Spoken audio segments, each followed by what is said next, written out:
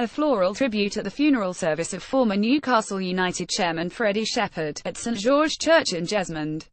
Ex-England captains Wayne Rooney and Alan Shearer were among the footballing greats who paid their respects at the funeral of former Newcastle United chairman Freddy Shepherd on Saturday.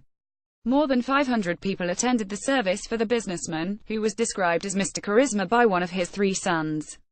Mr. Shepherd, a devoted family man who helped revive Newcastle United's fortunes in the 1990s, died suddenly aged 75 on the 25th of September.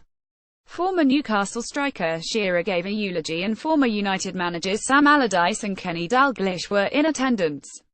Popular former Newcastle players including Peter Beardsley, Les Ferdinand, Shay Given, Tim Krul and Steve Harper were also at the service. Newcastle great Alan Shearer delivered a eulogy at the funeral and Rooney came to pay his respects as his agent Paul Stretford was in business with Mr. Shepherd. During Shepherd's time at Newcastle, the club twice finished as Premier League runners-up, reached 2 FA Cup finals, and enjoyed 2 Champions League campaigns. He also oversaw the redevelopment of an aging stadium, boosting its capacity from around 36,000 to more than 52,000. Freddy Shepherd passed away late last month. Shearer, who was bought by Newcastle for a then record £15 million in 1996, told mourners, "I first met Freddy when he made it his mission to persuade me to come home to Newcastle United. It is well documented that there was another, so-called big club after me, but it was Freddy along with Kevin Keegan, Sir John Hall and Douglas Hall who was instrumental in getting me home. I left 10 years later with him as my great friend, playing for my club, breaking a goal-scoring record, living my dream.